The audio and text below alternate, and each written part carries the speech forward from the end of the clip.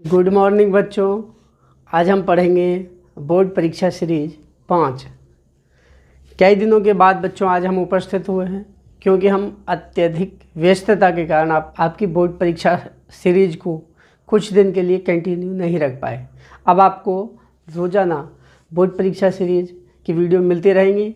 Video शुरू करने से पहले यदि आप हमारे चैनल पर पहली बार आए हैं और अभी तक चैनल को सब्सक्राइब नहीं किया है तो चैनल को सब्सक्राइब करें और बेल आइकन दबाकर ऑल वाला ऑप्शन चुनें ताकि आपको लेटेस्ट वीडियो की नोटिफिकेशन तुरंत ही मिल जाए जैसे ही हम एक नया वीडियो अपलोड करते हैं। तो चलिए शुरू करते हैं। देखिए बच्चों, पेपर आपकी स्क्रीन पर है। क्वेश्चन नंबर 4 के ए तक हम आपको बोर्ड सीरीज नंबर 4 में पढ़ा चुके हैं। देखिए बच्चों, देखिए क्वेश्चन नंबर 4 का है, इसमें दिया है बच्चों बेंजीन सल्फोनिक एसिड से एनिलीन बनाने का रासायनिक समीकरण देते हुए एनिलीन की कार्बिल एमीन अभिक्रिया तथा डाईएजोटीकरण अभिक्रिया के रासायनिक समीकरण लिखिए। 3 चीज़ पूछिए बच्चों, इसमें ध्यान से देख लीजिए क्वेश्चन को, वीडियो को पॉज करके क्वेश्चन को अच्छे से देख लीजिए। तो देखते हैं बच्चों किस तरह से होगा। देखिए बच्चों, कैसे बनाएंगे तो इसमें डायरेक्ट रिएक्शन पूछिए, एक लाइन लिखनी है, उसके बाद हम रिएक्शन बताते हैं। ये सल्फोनिक अम्ल की तनु NaOH के साथ क्रिया कराने पर सोडियम बेंजीन सल्फोनेट बनता है जिसे सोडामाइड के साथ गर्म करने पर एनिलीन प्राप्त होती है। तो रिएक्शन देखिए बच्चों, इसकी रिएक्शन होगी बेंजीन सल्फोनिक अम्ल होता है इस तरह से बच्चों। देखिए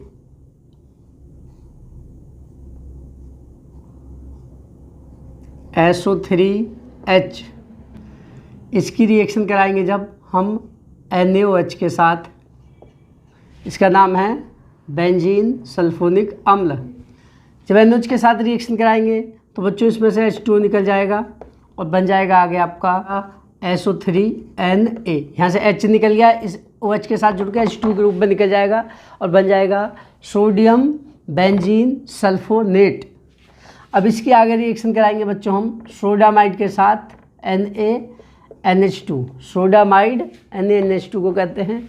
इसके साथ इसका फ्यूजन कराएंगे, गलाएंगे, इसे फ्यूज कराएंगे, इसके फ्यूज मतलब पिघलाएंगे, तो बनेगा बच्चों आपका एनिलीन।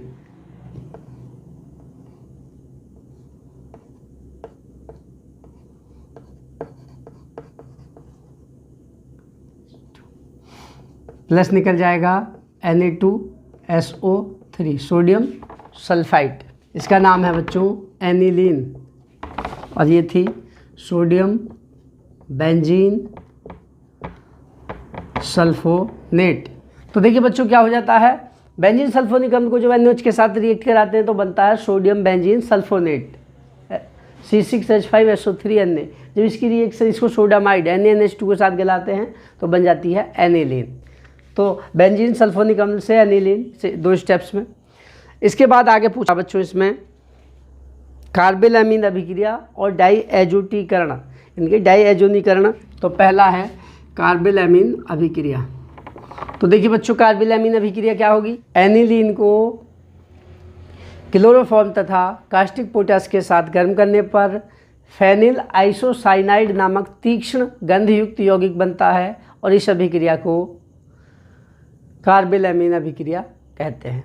रिएक्शन देखिए बच्चों, एनिलीन C6H5NH2, चाहे तो बेंजीन रिंग लिख के NH2 लिख दीजिए, C6H5NH2, इसका नाम है एनिलीन। बच्चों ये और ये एक ही चीज़ है, बेंजीन रिंग इसमें बना दी, इसमें ऐसे ही लिख दिया। इसको गर्म करेंगे, chloroform CHCl3 plus caustic potash KOH के 3 अणु लेंगे, इसका नाम है बच्चों क्लोरोफॉर्म।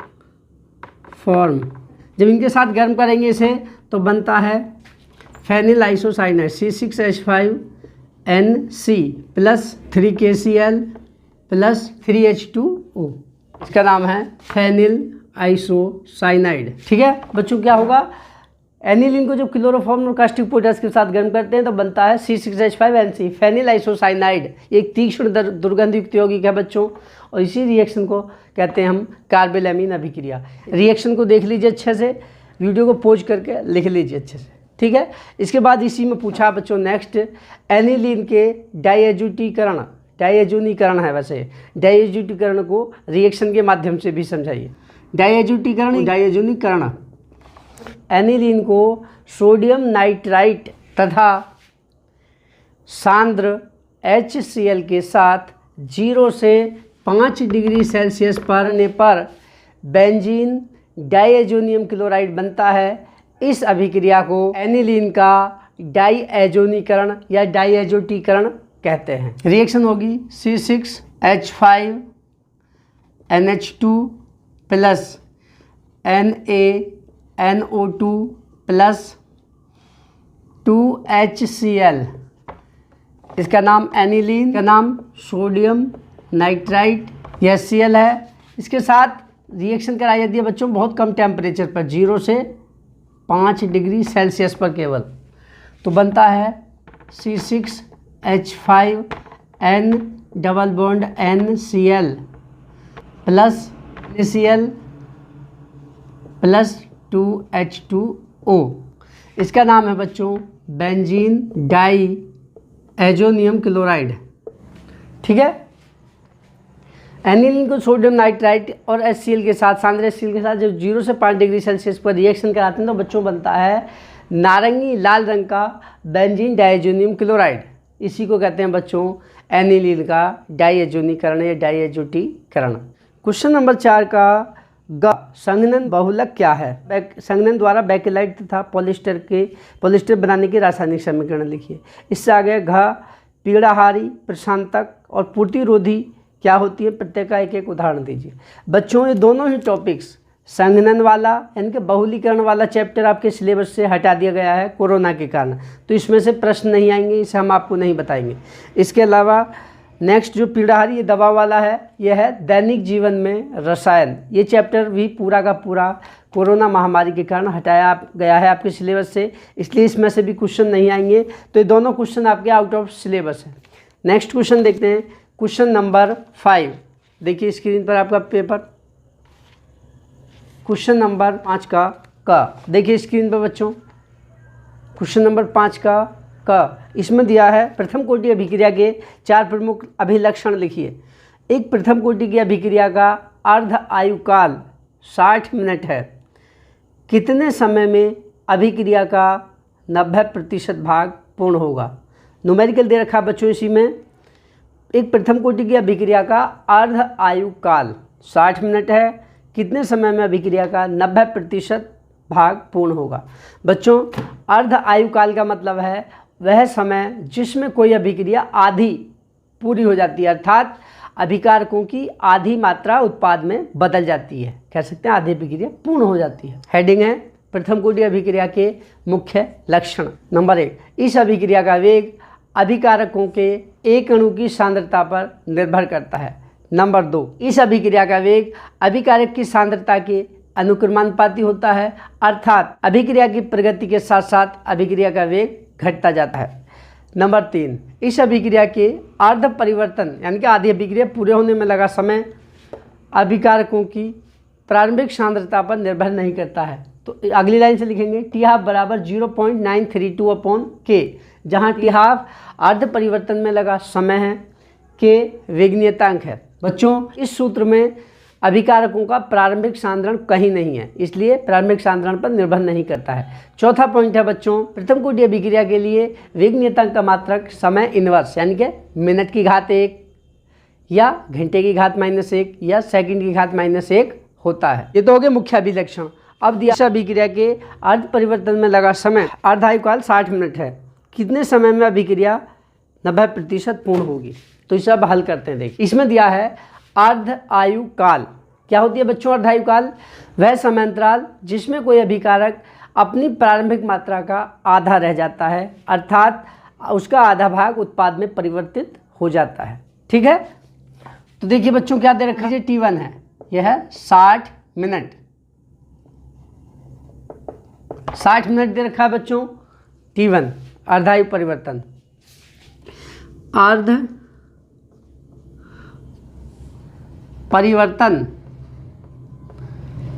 परिवर्तन होने पर अर्धायु का मतलब क्या बच्चों? वह समय जिसमें आधी अभिक्रिया हो चुकी है, अभिकारकों की आधी मात्रा उत्पाद में बदल चुकी है, उतना समय कहलाता है अर्धायु काल।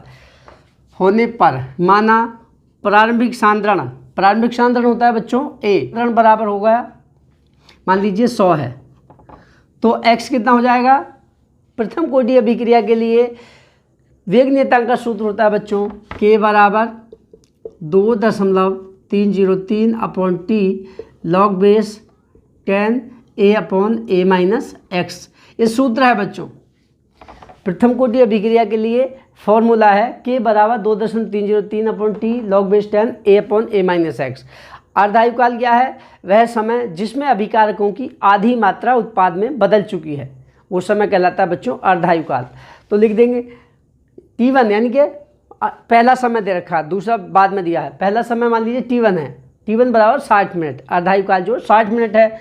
अर्ध परिवर्तन होने पर इस रिएक्शन में आधा परिवर्तन यह A है बच्चों प्रारंभिक मात्रा, X है उत्पादों की मात्रा, A है प्रारंभिक मात्रा, A माइनस एक्स है अभिकारकों की T समय पश्चात मात्रा अर्थात, और X है बच्चों उत्पादों की मात्रा।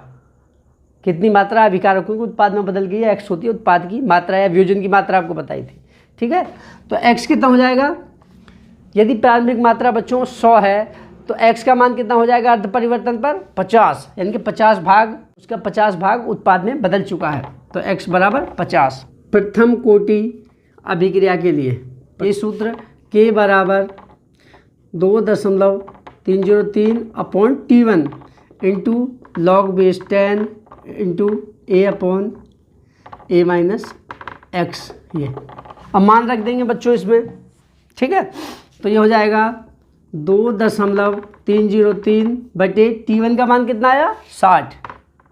ठीक है, इंटू लॉग बेस 10, A का मान कितना बच्चों? हमने माना है 100, तो A माइनस एक्स कितना हो जाएगा?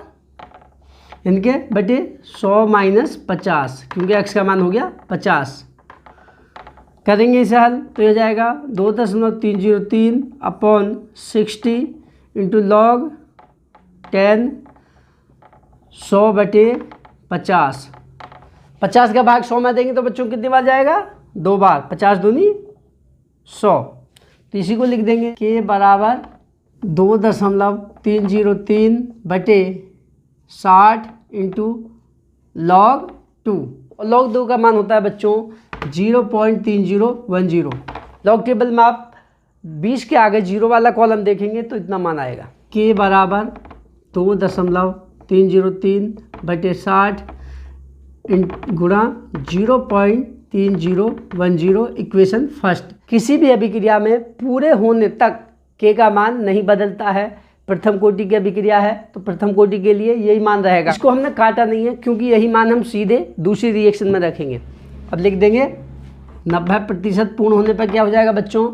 A बराबर 100, A बराबर 100 और X बराबर कितना हो जाएगा? अभिकारक का 90 भाग उत्पाद में बदल चुका है। यदि A 100 था तो बच्चों उत्पाद की मात्रा X बराबर हो जाएगी 90। ठीक है, तो A माइनस एक्स हो जाएगा 100 माइनस 90 बराबर 10। A माइनस एक्स बराबर 10 हो गया बच्चों। T2 पूछा है कितने समय में 90% अभिक्रिया पूर्ण होगी, यानी कि T2 पूछा है। तो क्या करेंगे? अब लिख देंगे फिर से प्रथम कोटि अभिक्रिया के लिए। इसके लिए वही सेम सूत्र K बराबर 2.303 बटे T2 into log base 10 into A upon A minus x.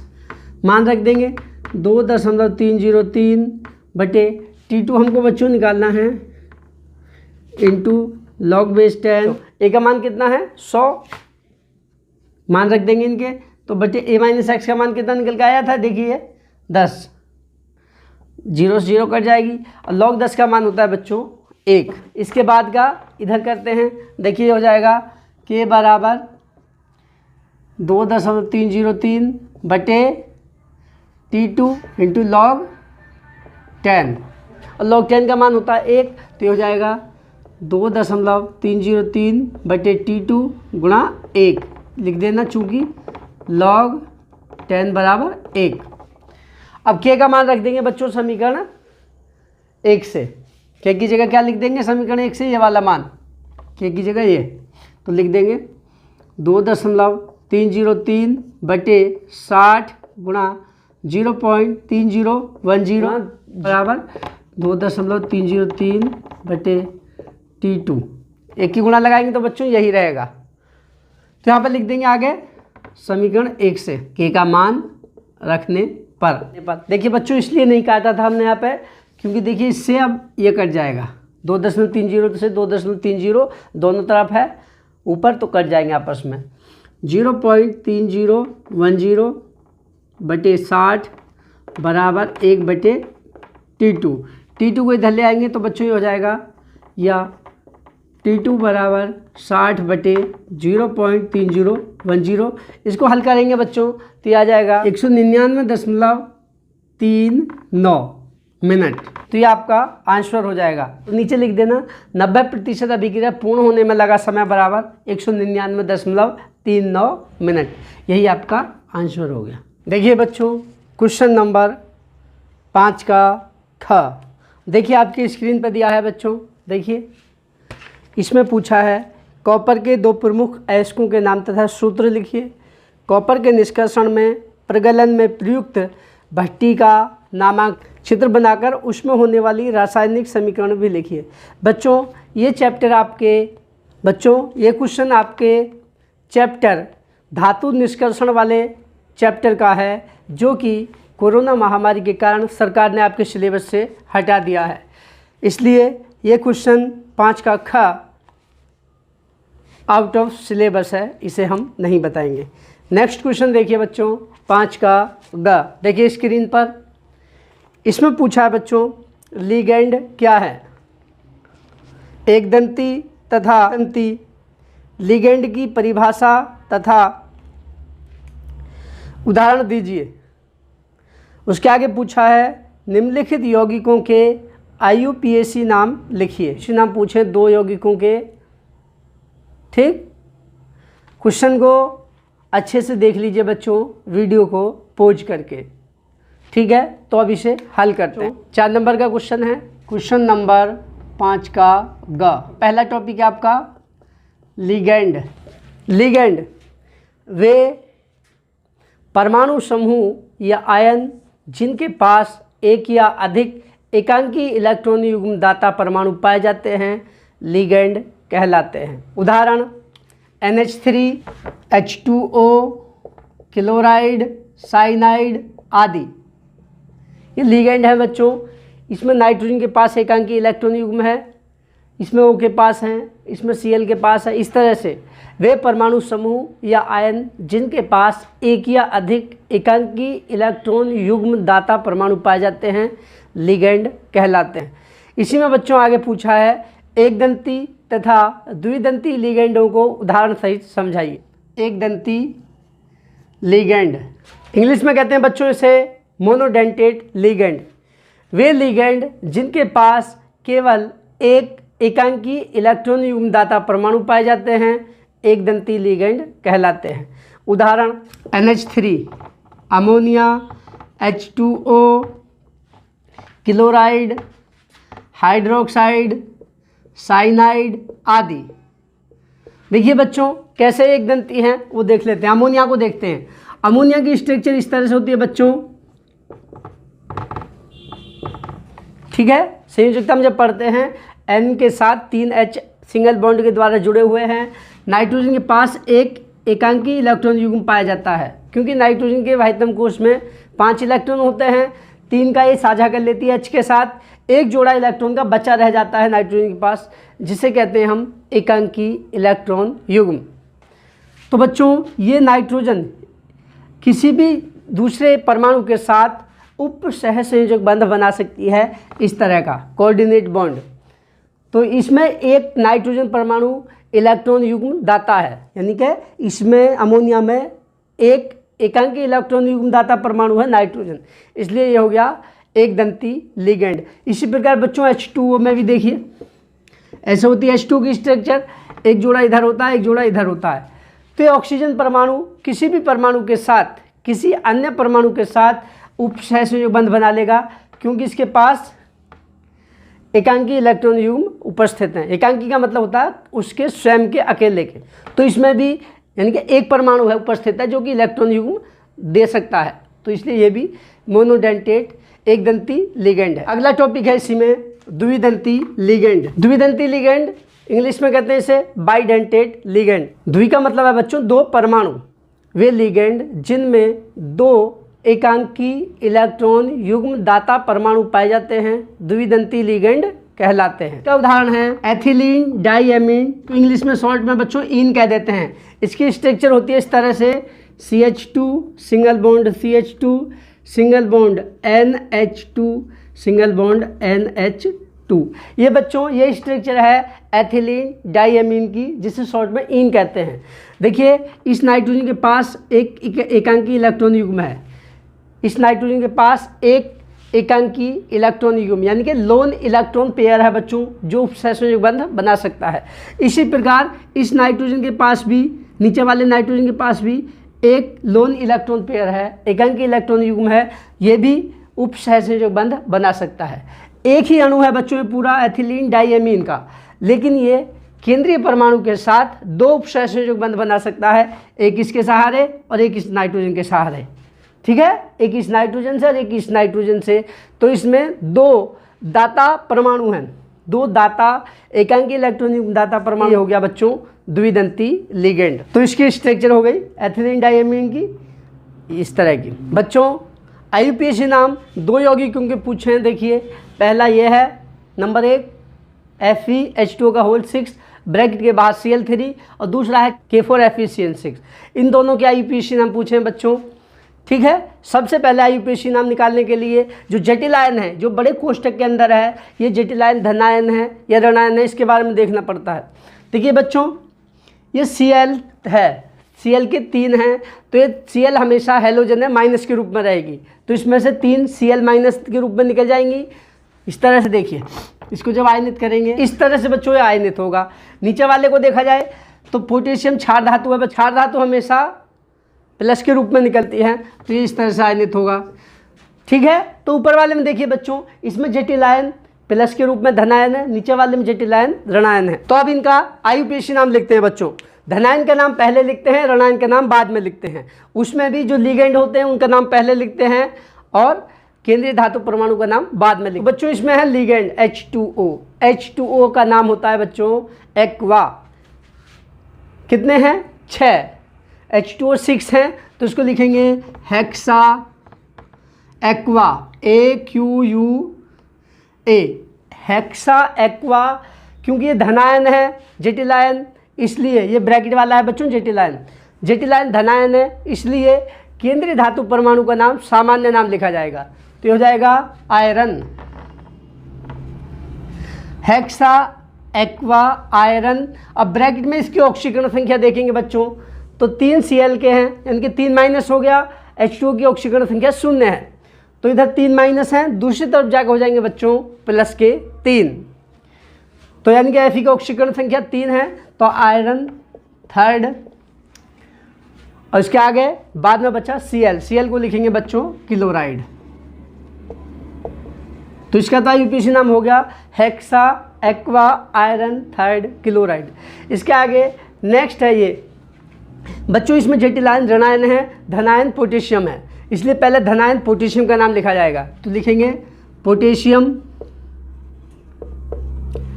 संख्या को नहीं लिखते हैं, डायरेक्ट लिखते हैं। ठीक है, उसके बाद ये जटिल आयन है, जटिल आयन में भी बच्चों पहले लिगेंड का नाम लिखेंगे। लिगेंड है CN का नाम होता है IUPAC में साइनो, और इसके हैं 6 हैं, तो लिखेंगे hexa cyano, hexa cyano.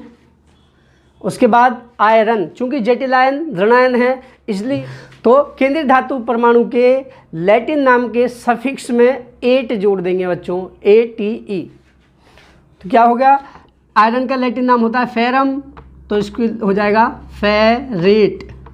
Bracket में लिखेंगे इसकी ऑक्सीकरण संख्या प्लस के 4 हैं, क्योंकि पोटेशियम की +1 होती है, 4 एकम 4, 4 प्लस के हैं, और साइनाइड पर CN पे होता है -1, तो 6 माइनस के 4 प्लस के बचे माइनस के 2, दूसरी तरफ जाएंगे तो प्लस के 2, तो Fe की ऑक्सीकरण संख्या +2 यानी कि फेरेड सेकंड। कैपिटल रोमन अंकों में लिखी जाती है बच्चों ब्रैकेट में ऑक्सीकरण संख्या जब IUPAC नाम लिखते हैं। इन IUPAC नामों के बारे में विस्तार से जानने के लिए आपको हमारी पिछली वीडियो जिसमें उप सह संयोजन यौगिकों के IUPAC नाम हमने आपको बताए थे, उसकी लिंक इस वीडियो के डिस्क्रिप्शन में आपको दी है, वहाँ से आप देख लें, आपको अच्छे से समझ आ जाएंगे। इसके अलावा बच्चों जो ऑक्सीकरण संख्या निकालनी बताई है, ठीक है, ऑक्सीकरण संख्या निकालनी जो बताई है, इसके लिए भी एक अलग से वीडियो है, उसकी लिंक आपको दे देंगे डिस्क्रिप्शन में, ठीक है। अगला क्वेश्चन देखिए बच्चों 5 का घ। देखिए आपकी स्क्रीन पर क्वेश्चन नंबर 5 का घ। इसमें दिया है बच्चों हेलो एल्केनों के बनाने की 2 सामान्य विधियों के रासायनिक समीकरण लिखिए तथा निम्नलिखित के साथ अभिक्रिया लिखिए। पहला KOH ब्रैकेट में दे रखा एल्कोहलिक KOH, और दूसरा है बच्चों AgOH सिल्वर हाइड्रोक्साइड। क्वेश्चन को बच्चों ध्यान से देख लीजिए। इसमें दिया है हेलो एल्केनों के बनाने की 2 सामान्य विधियों की समीकरण लिखिए तथा निम्नलिखित के साथ अभिक्रिया लिखिए। पहला एल्कोहलिक KOH और दूसरा है AgOH।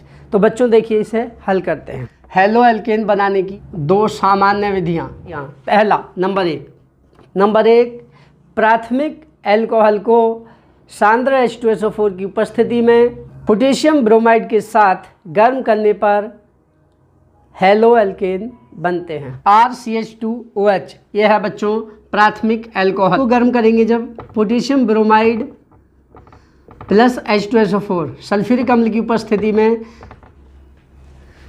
जब पोटेशियम ब्रोमाइड के साथ प्राथमिक एल्कोहल को गर्म किया जाता है तो बनता है बच्चों हेलो एल्केन यानी कि ब्रोमो एल्केन बनेगा। बच्चों ब्रोमीन लिया क्योंकि हमने इसमें Br प्लस बनेगा KHSO4 प्लस H2O।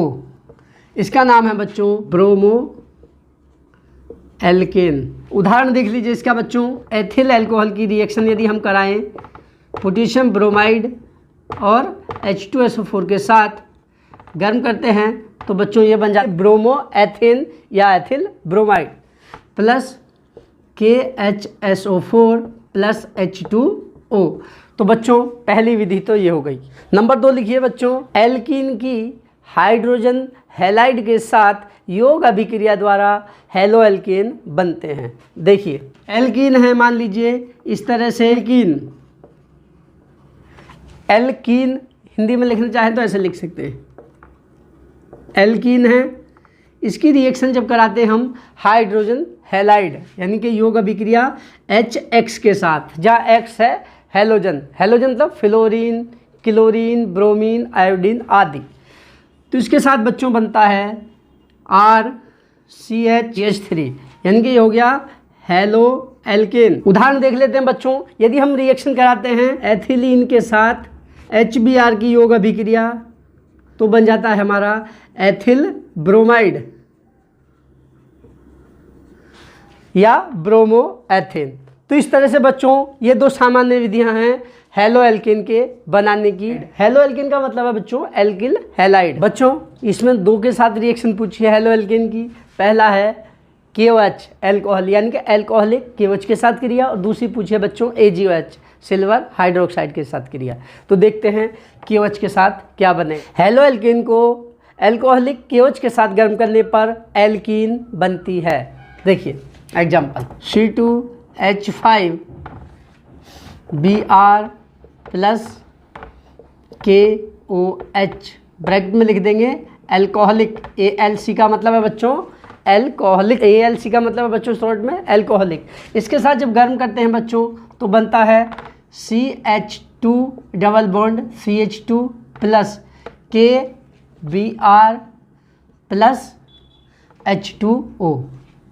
इसी अभिक्रिया को बच्चों हम कहते हैं हेलो एल्केन का डिहाइड्रो हेलोजिनेशन, विहाइड्रो हेलोजिनीकरण भी कहते हैं बच्चों इस अभिक्रिया को। यह है एथिलीन जो कि है एक एल्कीन,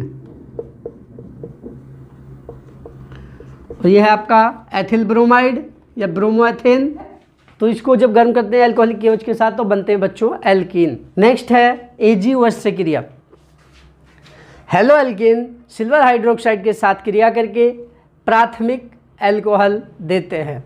हेलो एल्कीन AgOH के साथ क्रिया करके अल्कोहल बनाते हैं। देखिए एग्जाम्पल RCH2X जब AgOH के साथ क्रिया करते हैं बच्चों तो ये बनाते हैं, ये एक्वस है, जलीय है, तो बनता है RCH2OH। यहाँ से X निकल जाएगा बच्चों, X है हेलोजन ग्रुप, ये जुड़ जाएगा Ag के साथ तो बन जाएगा AgX। अल्कोहल बनता है और ये था हेलो एल्कीन। इसका उदाहरण देख लेते हैं बच्चों, एथिल ब्रोमाइड के C2H5Br प्लस AgOH। देखिए बच्चों इतना पोर्शन निकल जाएगा, ये सिल्वर हाइड्रोक्साइड के साथ जैसे ही क्रिया होगी बच्चों तो ये बचा हुआ पोर्शन OH इसके साथ जुड़ जाएगा तो बन जाएगा C2H5OH प्लस AgBr। क्या बन गया? ब्रोमोएथेन से या एथिल ब्रोमाइड से एथिल अल्कोहल बन गया बच्चों। तो इस तरह से आपका ये क्वेश्चन कंप्लीट हो जाता है। ठीक है, तो बच्चों आज इस वीडियो में इतना ही पर्याप्त है। आशा करता हूँ कि ये सभी टॉपिक्स आपको अच्छे से समझ आ गए होंगे। यदि कोई शंका हो, कोई समझ ना आया हो तो कमेंट करके हमसे अवश्य पूछ लें।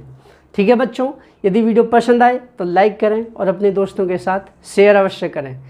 तो आज के लिए इतना ही पर्याप्त है। कल फिर एक नई वीडियो के साथ मिलते हैं, तब तक के लिए thank you and have a nice day.